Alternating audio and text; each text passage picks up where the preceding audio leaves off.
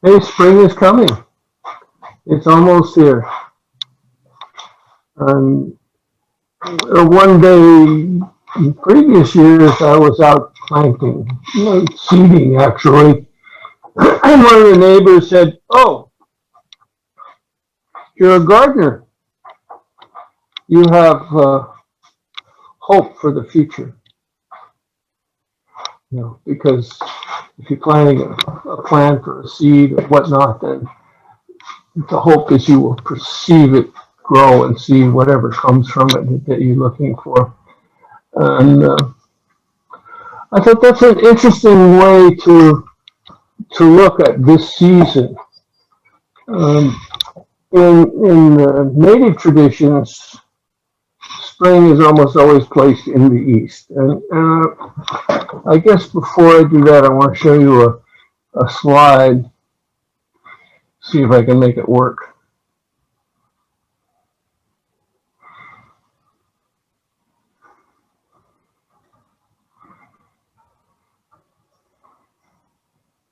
Well, that's interesting.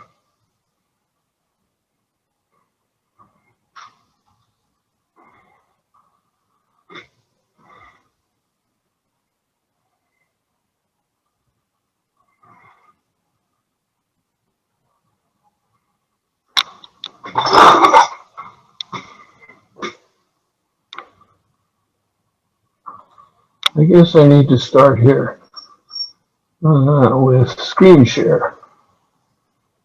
And then I want to go over here.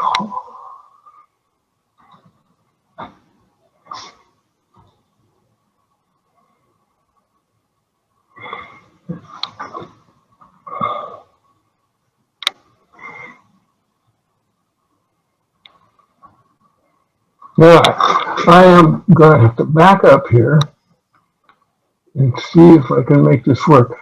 Every time I go to full screen, I lose the commands for screen share. So let's see what I can do here. That's, oh,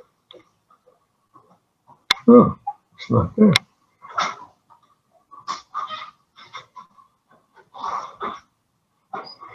Okay. That, or you begin to succeed in that, you can begin changing your family. And as that progresses, you can then move to the community, and eventually, I presume, to the whole world, although most of the native people limit themselves to the community. They don't think about things like world peace. They think about, how can I make my village peaceful? And how can I make my family peaceful, working backwards?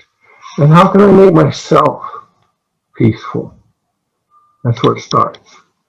So I want to make that point that from this point on in the presentation, the focus is always where you are. It's for you to look at. And I think this works, yes. When they make, before they make a medicine wheel, the natives always use the cardinal directions. Almost all teaching tools in Indian country are based on natural phenomena, feathers, trees, stones, the cardinal directions. And even when you start making a basket, you lay the two initial pieces in a cross.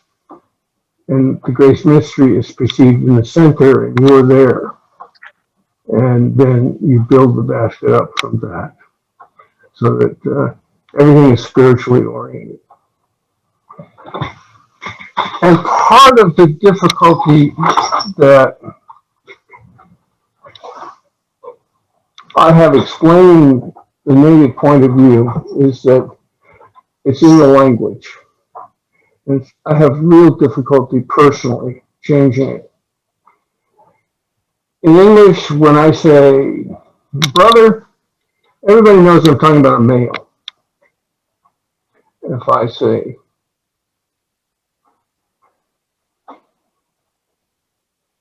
cow, everything knows I'm talking about a female. If I say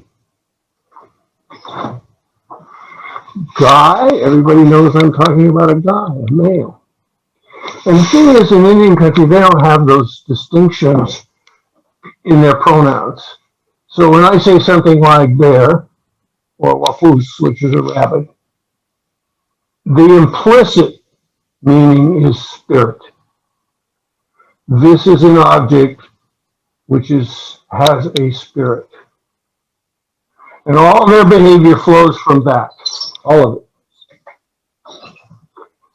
You cannot, using the native tongue, talk about things without invoking their spirit.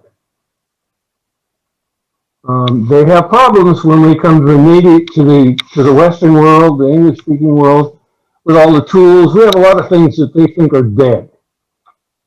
I don't know whether I particularly agree with that, but that is their perception. And with rare exception, nothing man-made except ceremonial objects have a spirit. And so we're talking about here your spirit. And in the East is spring, and spring is the time of planting. And the question is, what are we going to plant? Because spring includes a lot of things. It is the time of the vision quest. It represents emotions in the human sense. If we look at the human being from mind, body, spirit, and emotions, emotions lie generally in the East in the spring, because the spring is a time of vision, and vision implies hope. And so the question is, this is spring. And what do you hope to have for yourself this year? What do you want growing? And it starts with your emotions. And that's the first question. Excuse me. The question is, think about for a moment what you want your emotional life to be like in this coming year. What do you want? And I remind you that this is about you. This isn't if you want peace, it's not about world peace, and it's not about family peace, it's about your peace. If you want joy, it's not about making somebody else happy, it's about your joy. My culture doesn't often look at this stuff, and they don't think about it in terms of, okay, what do I want to experience at an emotional level this year? How do I want to be as a person? How do I deal with the emotional stuff that, like anger or fear or love? And these are questions that we don't often ask people, what do you want? And that's the question I'm asking you. What do you want in your emotional life for the coming year? I don't care what you had in the past. This is about now and from now on for this coming year.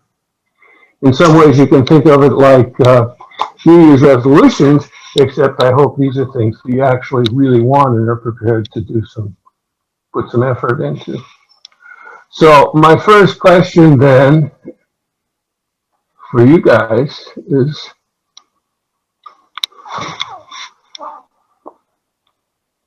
what do you want for your emotional life? And with that, I use a talking stick methodology for these things. If I knew where the cat put my talking stick. Anyway, I'll put my virtual talking stick into the center. And if you pick it up, it's your turn to speak, and I would ask everybody else to respect that and not interrupt. And when you're done speaking, you have a choice. You may give the stick to somebody specifically, or you can put the stick back in the center and wait for somebody else to pick it up. And with that, I'm placing the stick in the center.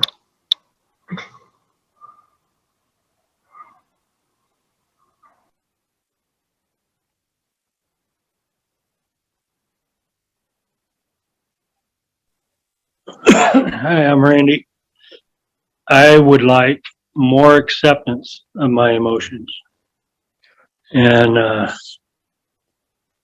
not to be so worried about what it is I look like or what other people think about them. So I want to get rid of some self-conscious stuff too. Thanks.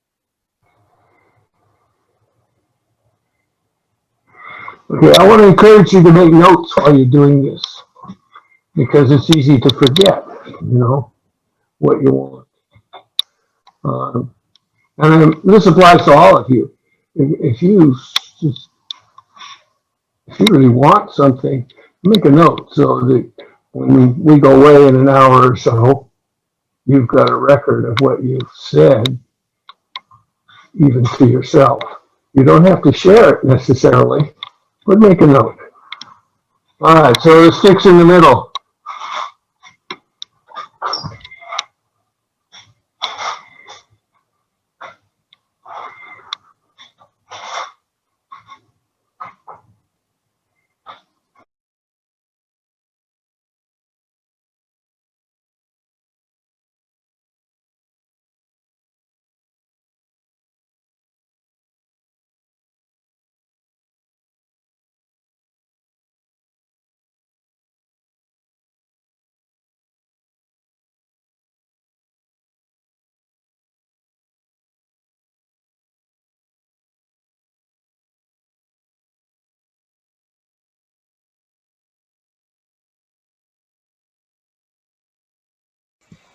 Kisitua, maybe repeat the question so people will know to pick up the stick.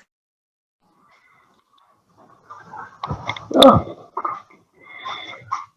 What kind of emotional life do you hope to experience in the next year? No, it's a serious question. And I know it's difficult to answer because we don't often ask that. I have been taught that the Great Spirit gave us complete sovereignty over only three things: our emotions. We get to choose what we want to feel. Our mind, our thoughts, our beliefs, we get to choose which of those we want to believe, and what we want and what we don't want. And our behavior. We get to choose what we do and what we don't do. Now, we can surrender all of those things to other people.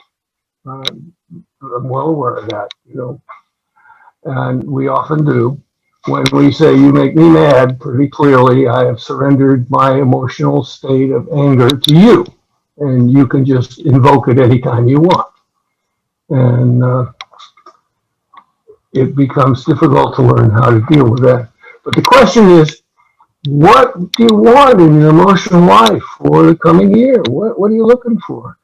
What are you prepared to work to achieve? Because it's no good just to wish.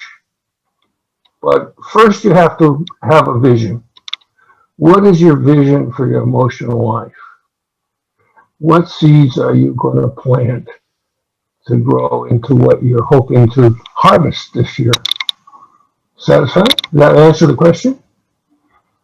Not, I can start.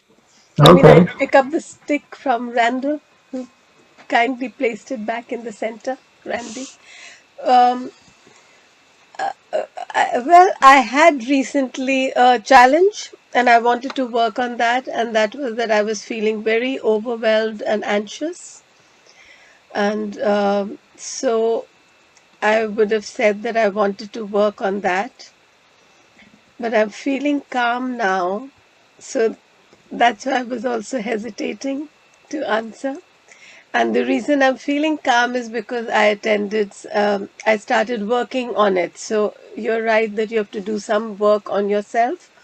And the interesting thing is that I had to work on my physical body, which I'm doing with an Ayurveda practitioner, and also who also guides you or makes you think about it, what to do about my office, balancing my office work and my weekend work and all the different things that I'm doing. So I think right now I'm not feeling any challenge that I want to work on emotionally, apart from saying that I would like it to continue, the feeling of calmness. But as I'm talking, I realize that I'm anxious that it may not last, because I've slowed down on the work that I do, and I'm wondering if it will suddenly catch up with me. So I think my final answer is that I would like to work on my anxiety and keeping it in check with the work that I need to do. And I place the stick back. Thank you. Okay. Oh, I would like to encourage you to think I can of take the it next. positive things you want. I'd like to work on my anger. So, I have controlled it a lot, just like Meenakshi said over the years, and I have a lot of control over it. But at times it slips me. It still escapes me, and I have been working on it. And as you said rightly, I recognize that not doing anything is not going to make any difference. So I have to do something. So I've been trying to work on it, but it still escapes me time to time. And then I realize it and I come back, but it's too late. As far as I'm concerned, it's escaped me. So I think that's what I'd like to work on. Stick is Thank you. back in the center. Yeah. I would like to encourage both you and Meenakshi to think about these, not so much in this is what I I want to can't work. hear kids too. Are you? We can hear. Okay. Place it in a positive sense. Can Like you hear him? I hear Meenakshi saying, I'd really like to have what I would call serenity instead of anxiety. But anger is like, a peacefulness as opposed to um, being angry. It's like, look at not so much what you want to get rid of, because of my experience says that if we start fighting with something, we increase its reality. It's like what you focus on, you encourage. And it's much more effective from my experience if you focus on being calm than it is on focusing getting rid of anxiety or anger or whatnot. So in terms of what you hope, what seeds you want to plant, the negative is not nearly as useful as the positive. I mean, you say, okay, I'm not going to plant the anger seed, but then, what do you got? But if you do plant the peaceful seed, whatever it is you're looking for, then maybe then you'll have some growth and development. I really discourage people from fighting what they perceive in themselves as negative. I think that strengthens it. It's like I teach my students, the first rule of thumb is stop buying into the patient's vision of them being sick and broken, because it just strengthens it. But that's my perspective. And I'll put the stick back in. I would just ask that you all think of this in terms of not getting rid of stuff, but getting stuff.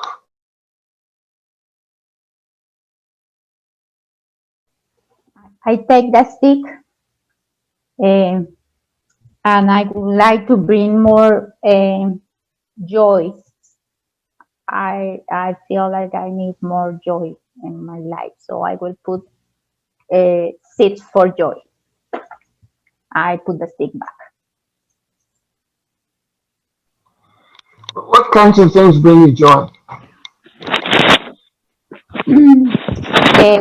I will do more things for myself. I will enjoy the garden and enjoy planting more, stay outside in my garden. So that's why I'm going to do this spring, just stay more outside. Make a note. I will make a note. Okay. Thank you. I don't find note taking joyous particularly, but it does help.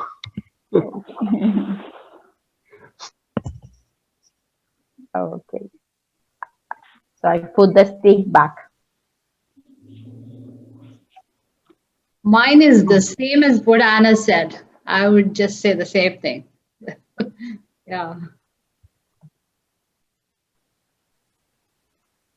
I'd like to be at ease and to have more self-confidence and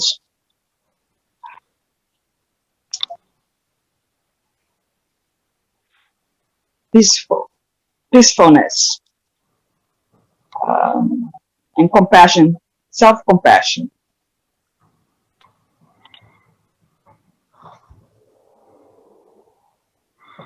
Okay. Can we go back one, because you said you wanted to say the same thing somebody else said, but I'd like to hear you say it. That was Suma, right? Yeah. I would like to have that joy.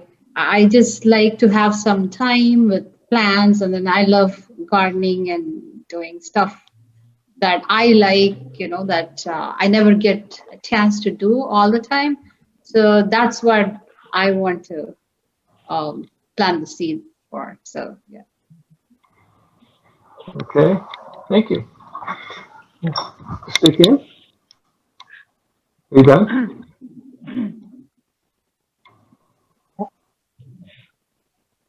I'd like to have to be at ease in life, to have a little more self-confidence, peacefulness, clarity, a lot, way more clarity. Okay. You flash in and then out again. Okay, I have trouble with that. Yeah, I was going to say calm, but then I guess what I keep thinking of it in the negative, and I keep thinking that especially today, I keep reacting to other people, and I was around a lot of very negative, angry, fearful people, and boy, it's very difficult for me to not engage, and I want to learn how to do that. But so I guess the word is calm. I want to try to keep my calm when I'm in that hurricane, I guess, stay in the center.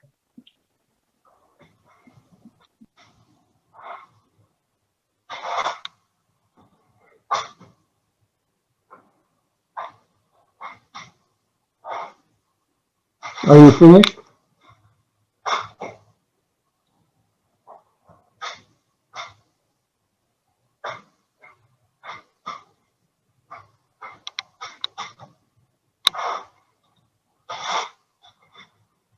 Oh, we have bunches of people here. Okay, the stick's in. I guess Teresa has put the stick in. She's silent.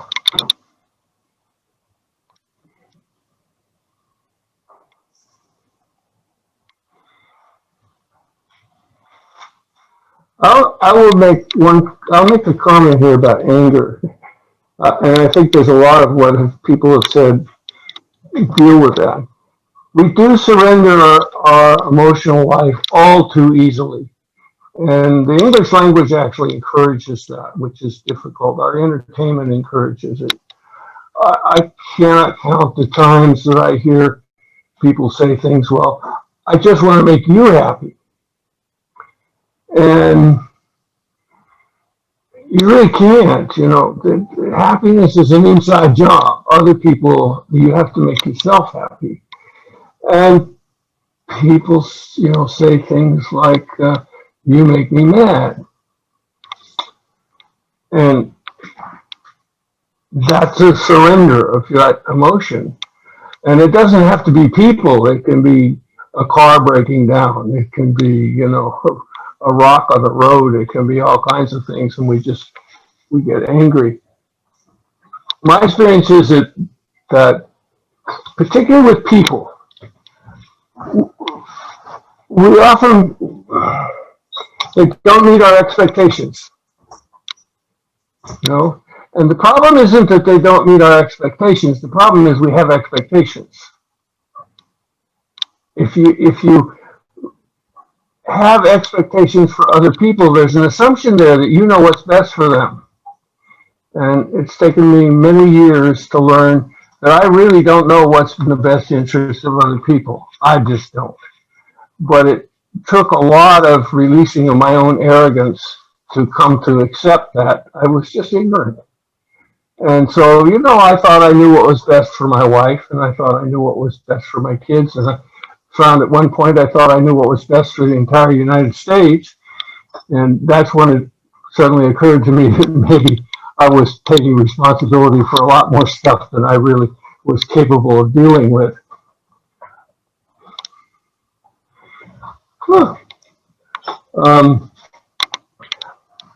With people, one problem is expectations. The other problem is sometimes we perceive people as attacking us. It doesn't matter whether they're being insulting or how they're going about it, but they're questioning our authority, they're questioning our fitness as a human being. There's all kinds of ways of putting people down, and that will anger us. And what helped me, and actually knows I've shared this often, when I was younger, I was a berserker. The first time I tried to kill somebody, I was 8 years old. Okay, so I'm not talking about some minor kind of issue here. And I went into the Marine Corps, and they loved it. As long as they could point to where I was supposed to be a berserker for, they really liked it. That's the military for you. And I think one of the things that helped me most about that, and I did try every anger management theory known to man, at least in the 60s.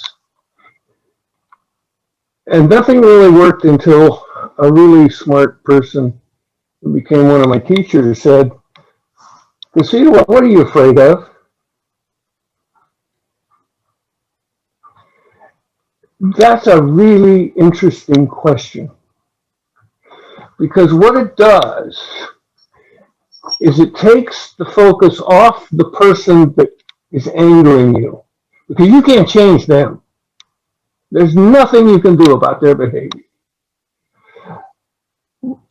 And when you say, what am I afraid of? Now the focus changes inward. Okay? And I can do something about that. That's possible.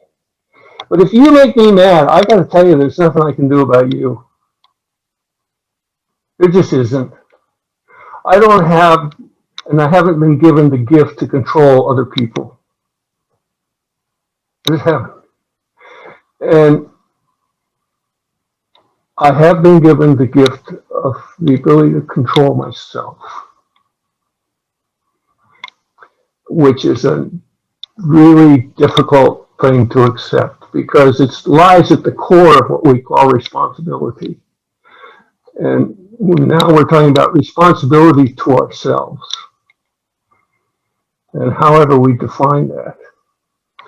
As you can see, I have a new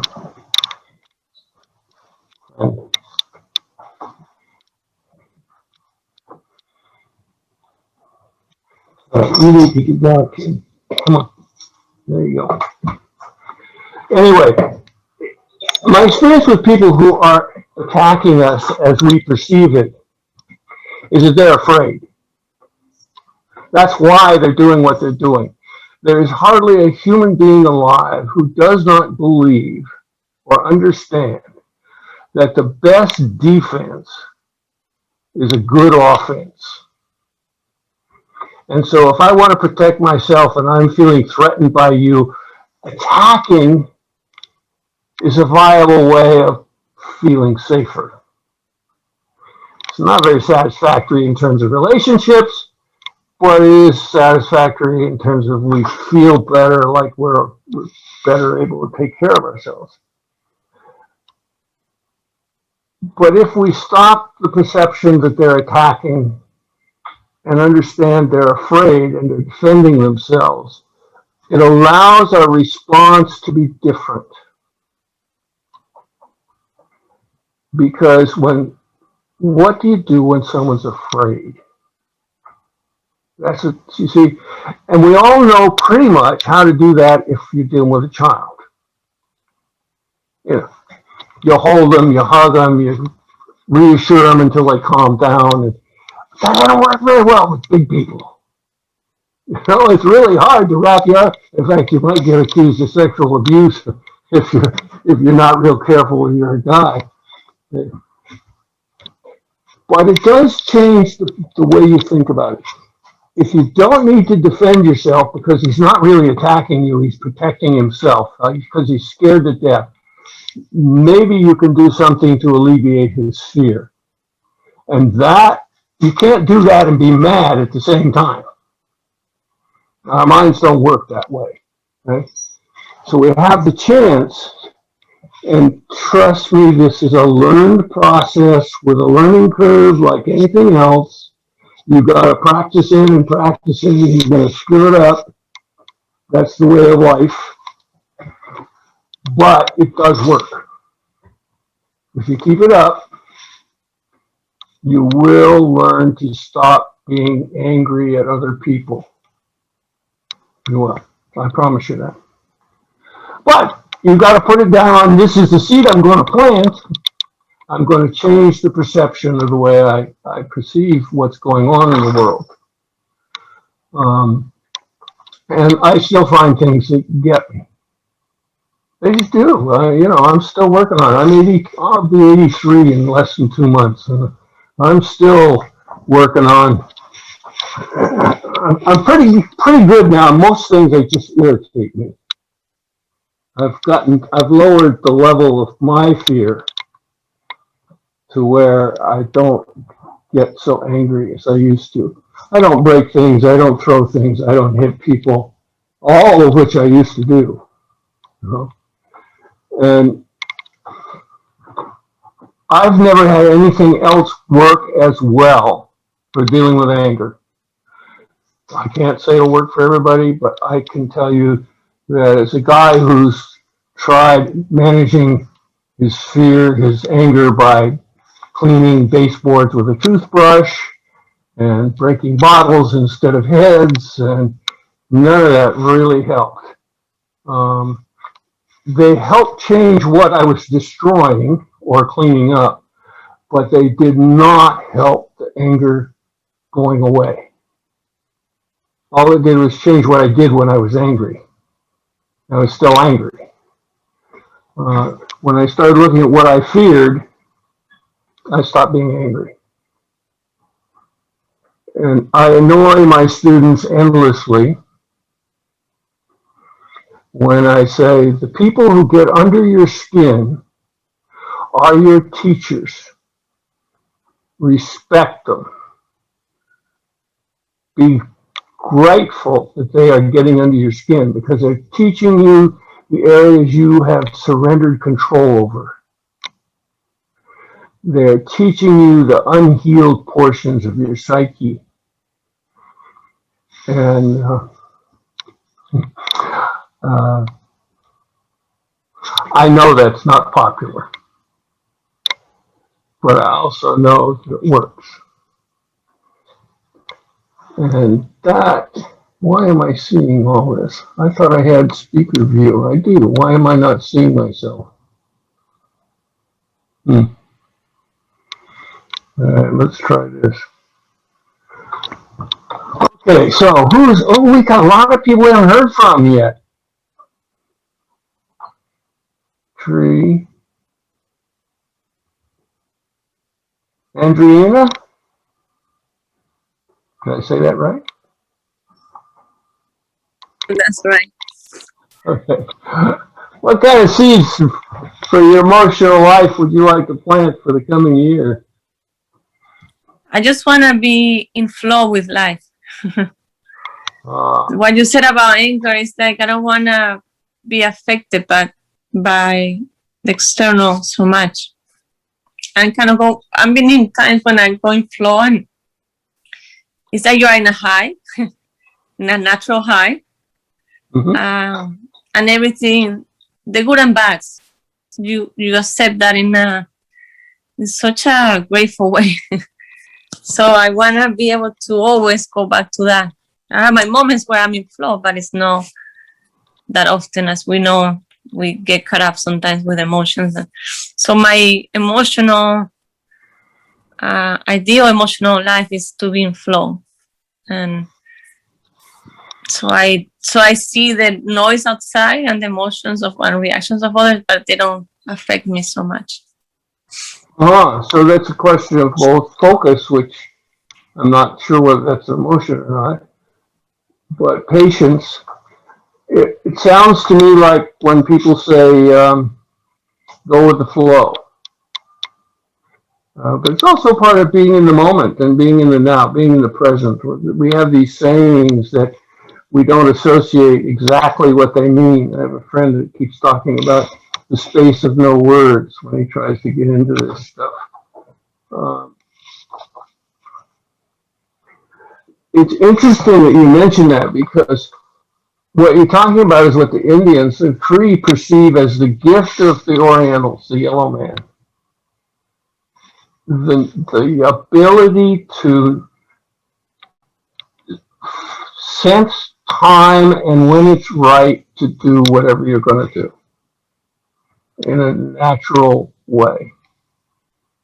And they give that to the South. But we're still dealing with emotions at the moment. But I really understand that desire, because when we try to force things, right, there's an emotional push about that why do we do that? I mean, mostly I think it's fear, but everybody's got their own answers to this. But you know, if the boss says, I want this report next week, may not be going with the flow, you know, and we're dependent on that, okay? Or the school calls and says, we need a teacher-parent meeting. And now the outside world is saying, okay, your flow and their flow is not the same thing. And how do you adapt to that? And I have to tell you, for Indians, for the Cree, it was really interesting, because when I first got up there, they have a different sense of time. Yeah, I would call it timing as opposed to time. Their relationship with time is different. And it reminded me rather often in my early years up there with the Cree, we don't live by the watch. We move when it's right to move. You can't go hunting with a watch and say, this is when I'm going to do this. You have to become part of the forest.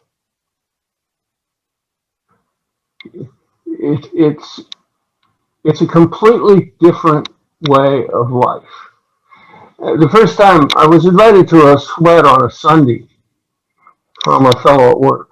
Her husband had a sweat lodge on the reserve where I was living.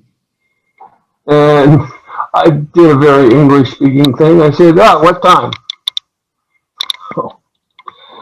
And he said, well, you know, when you want to come, you know. And I said, noon? He said, yeah, noon's fine. And then I said, 1? And he said, yeah, sure, you want to come 1? It's okay, come 1. 2? Sure. You want to come at 2? Come at 2. I mean, it's like that's the way it works, because they don't have a time schedule. Somebody goes and gathers rocks. Somebody else goes and gathers wood. Somebody else is cleaning the lodge from the last sweat, taking the rocks out. And all of this is happening without anybody having a schedule. And somehow the wood shows up, and the rocks show up, and the fire gets lit, and the sweat lodge is clean inside. And you don't know when that's going to happen. Maybe it'll start at noon, maybe it'll start at 2. And nobody is concerned about when it's going to start. There's no anxiety about that. Their calendar is much more seasonal. The Cree calendar has 13 months. It's a lunar calendar. And the names of the calendar months are the things that happen in nature in the far north during those periods of time. But they don't have a watch. I mean, I won't say they don't have a watch. Often they do have a watch. I was in Navajo country, and they have Kachina dancers. There's a big ceremony, and a lot of tourists come. And they're all standing around in the streets waiting for the parade of Kachina dancers. And everybody's getting antsy, you know, they're getting nervous. They're just kind of, when is this going to start? What's going to happen? What? And at some point, with no connection between these people at all, this is pre-cell phone, pre-phone on the reserves. There was one phone in the band office. But at the same moment, the Kachina dancers come out of their house and start down the street. And the tourists relax. And what could have been a really fun time to talk to the people they don't know that are standing there by them, looking for wanting to see the parade and the Kachina dancers. But no, they stand there looking at their watch, wondering when it's going to happen, and they're miserable. And they're standing up, and they probably haven't been standing that long. We do the same thing. I can't tell you how many drivers I've ridden with who will be at a long stoplight, and they're like, why won't this light change? Why won't this light change? And I'm sitting there saying, look around. And he said, well, look at what all these people are doing. Aren't you curious? It's interesting what they're doing, you know? And I think that's what you're talking about. I think that timelessness, but a sense of there's a time for things. There's a time when things are appropriate. There's a time when it's right time to do things. And the English-speaking world is not organized that way. So you immediately have a culture clash. If you're employed, you got a big culture clash. And we've got really stupid things like, you know, the Americans used to have a year to grieve. A year. Today, you're lucky if you get 4 days off. Get over it. You know. And grief doesn't work that way. I'm sure you all know that. You know, grief doesn't work that way. It's easily a year. I mean, you've got all those anniversaries to deal with. Birthdays, Christmas, their birthdays, anniversary dates. I mean, there's just a whole calendar full of events. The child's born. And it takes a long time to grieve. I would say it takes at least a year.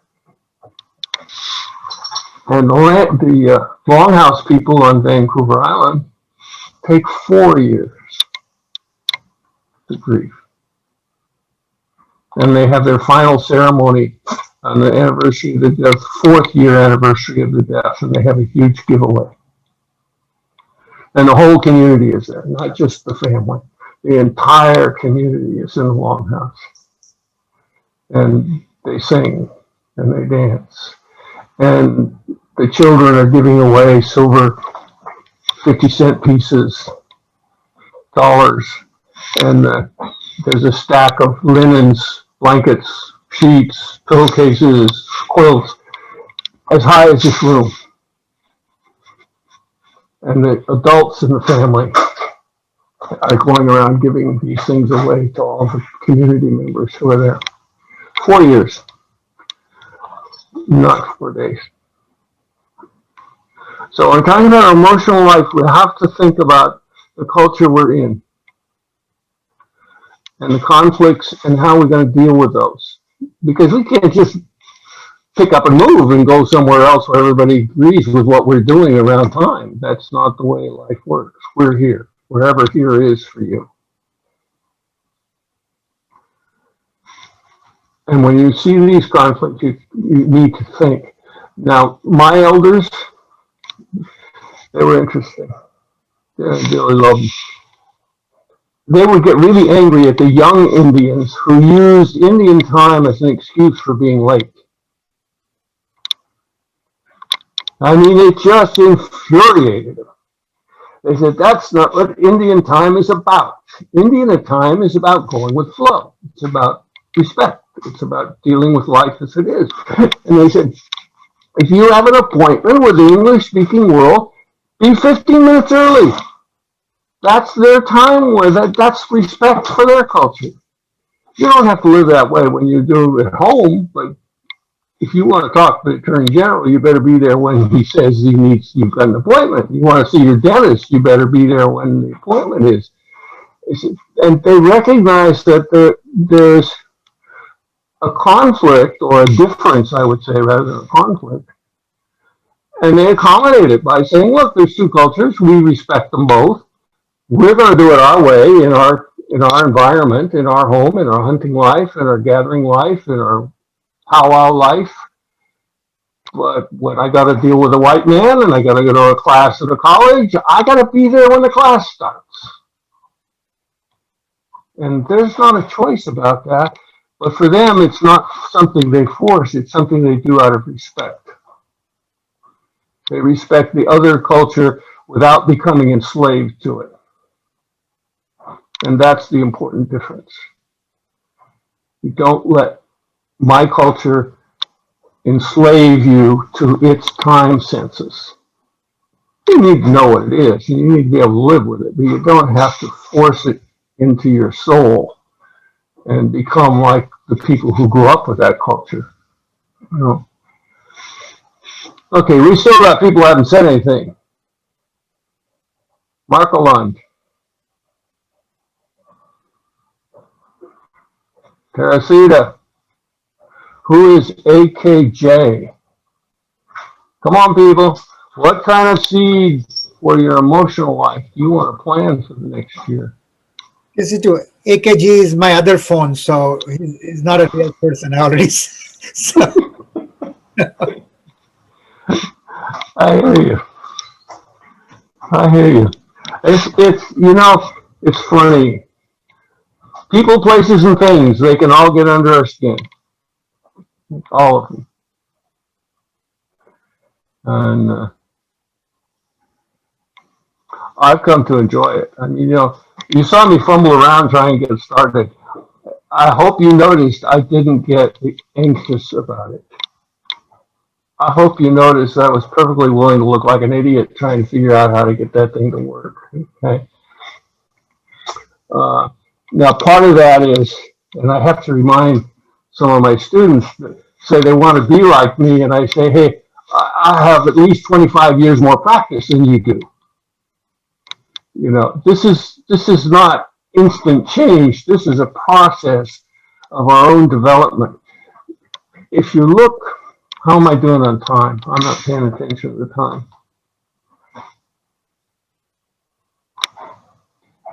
Almost over.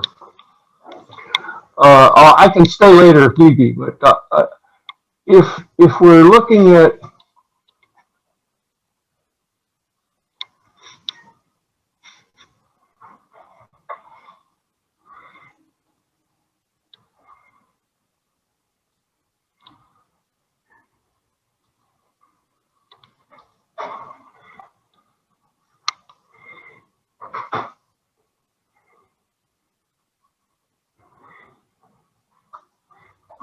I didn't do what I wanted either.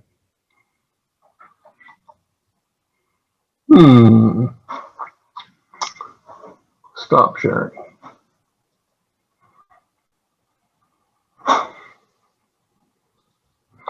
In any case, in the medicine wheel. Here we go. I got that one up, and gotta go out of this. I gotta go back here. And I gotta share the screen, and I gotta put it up. I gotta share it. And then I gotta present it. Okay, We're dealing with emotional because it's spring. But this kind of assessment tool also goes to the physical life. What do you want, what do you perceive in terms of your physical being and your activities and actions over the next year? And that's a question, like for me, it's like, okay, I need to get back to the gym after a year of not being there because of the COVID thing. And it wasn't the COVID thing that stopped me from exercising. The COVID thing was my excuse for returning to my native state of being a couch potato. I don't like exercise, but I do like the benefits of exercise. So I do it reluctantly. But for a year, I didn't because, hey, it's kind of nice to just sit and work on a computer and watch television and read a book and pet the cat. Kind of slick. It's a good life. Until you get up and discover you can't walk 100 yards without sitting down. Then it's not so much fun. But the medicine wheel goes to the mental stuff too. What kind of things do you want to learn? What kinds of beliefs do you want to inspect? What kind of beliefs do you want to deliberately accept or reject? So you take charge of your belief system, your whole framework for how the world works. And then we get around to the South, and that's when we do all the same introspective stuff about our spiritual life. What do we want for that? What kind of spiritual life do we want to have? And that ties right into the notion, for example, of serenity, peacefulness. In my experience is that comes a lot from what you believe in your spiritual life. What are you? What are other people? Why are we here? All those kinds of questions. They're metaphysical. There are no facts that are provable. The only facts are I believe it, or you believe it, or somebody said it. But give me a fact about heaven that doesn't involve somebody just creating an idea. Okay? It's our minds that ultimately lead to our spiritual awakening. That's my point of view. But my point about this is that the medicine wheel doesn't stop with the emotional life. I just thought it's spring. We only have time for, we only got an hour. We got a bunch of people. Not everybody had their say yet. And we haven't the time to go into the physical, the mental, and the spiritual. I do a thing on Monday evenings at 7 Eastern Standard Time, and I've started to use this medicine wheel and do this, so I may continue that process if enough people are interested in it. But that's for tomorrow. Today we still have people who haven't had a chance to say anything. Somewhere here there is a stop share. There it is. Okay. So I have a question. Once you are in control of your emotions, how do you handle people around you who are trying to get a reaction out of you? Well, part of that is just looking at them and say, what is it you'd like me to do here? People aren't very honest about that stuff, mostly. And some people, I have a good friend, Jack, and he and I are at opposite ends of the political spectrum. And sometimes he'll come over for Sunday breakfast, and his opening sentence will be something that I would normally leap all over because it's a political issue. And I finally learned to cope with him, and he laughed and stopped doing it. The satisfaction they get is from our reaction.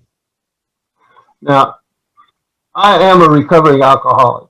I'm working on, I've got 44 years sobriety, something like that. And one of the things that I deal with all the time is the Serenity Prayer. Um, and if you don't know what it is, it's easy to look up, but God grant me the serenity to accept the things I can't change, the courage to change the things I can, and the wisdom to know the difference. It's very short. It's very concise. Yes, And it doesn't ask for a whole lot. I say that every day and I still get angry. So, Yeah, of course. That's why it's a process, right? All of this is a process. So when And you, it helps if we can make that process joyful and fun. And I'm a serious Nelly guy. I've been reading about done a book called Braided Sweetgrass, which captures in English in the most beautiful way the experiences I had living with the native peoples, but which I didn't have good words to describe. I, I was so used to writing reports and proposals and instruction manuals and all that kind of stuff that the pulse of the knowledge didn't get through when I tried to talk about how it's different with the native people. And yet it is different. And I'm reading this book, and it's like sentence after sentence after sentence is just pulling memories out, that some of which I thought I'd lost in time, just forgotten. And it warms me. Um, so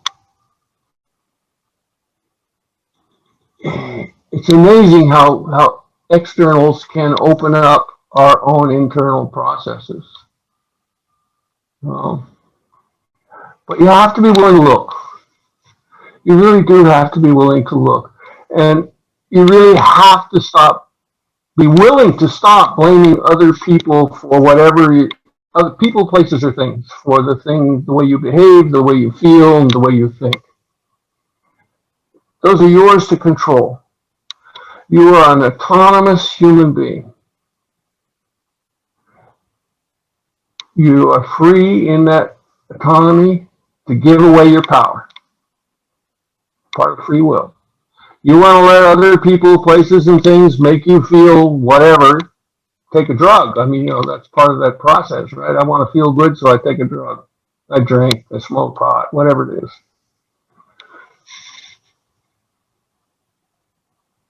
Or you take responsibility for doing the work that's required. And sometimes we need help for that. But most of the time, we all have this communication, this instinct, this hunches, this small whispering of a voice inside us that if we listen to, and the more closely we listen to it,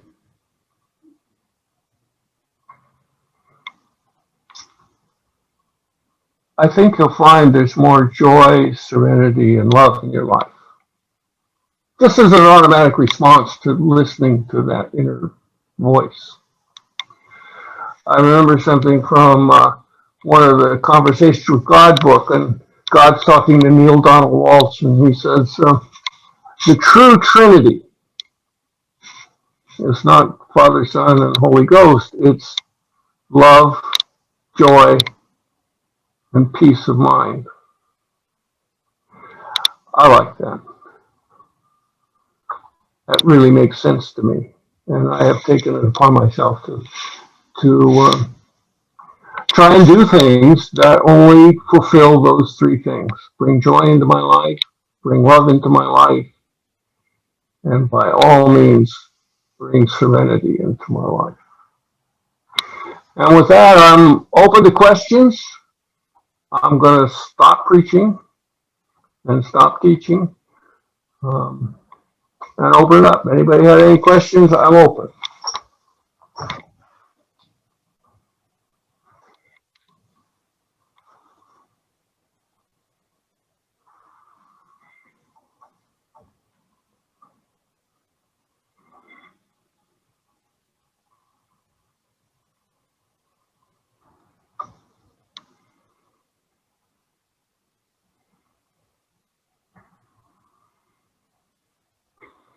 And hi to the chatters.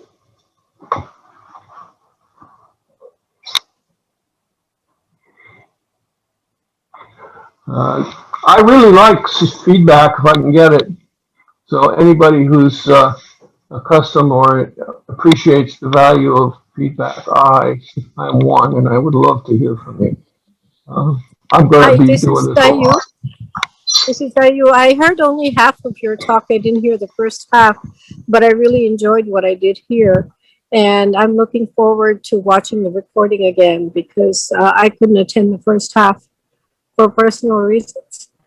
But it was very enjoyable, and I loved your repetition of the Serenity Prayer. You know, moving to courage is what it's about. Which is what I'm going to go. It's a nice segue into the next hour. Thank you. You're most welcome. Okay, with that, I'm going to leave you if there are no more questions. Going once? Going twice? I really enjoy what you had to say about anger. It was very deep, but very so true. Thank you so much. You're welcome. I'll tell you, it took a long time for me to stop being terrified by my own rage. No, it created a terrible cycle where, I was afraid to even get mildly irritated, because if I got mildly irritated, I was afraid I would end up trying to kill somebody or smash things up or whatnot. So I became very frozen. And then, of course, it just made everything worse, because when I did break, it was like this massive dam breaking, and it was just berserkingly crazy, violent. And it took a long time to work through that. And I think that has to do with the request someone said about wanting to move more slowly, appreciate that life's a process. Life's a process. It's a learning curve every single day. And keep your expectations in line with what's really possible. And if you do that, it's all possible. There is nothing you can't do. Any other questions? Thank you. Hey. All right, I'm leaving. God bless all of you. There's nothing for a teacher without students. Thank you so much, Kisitwa.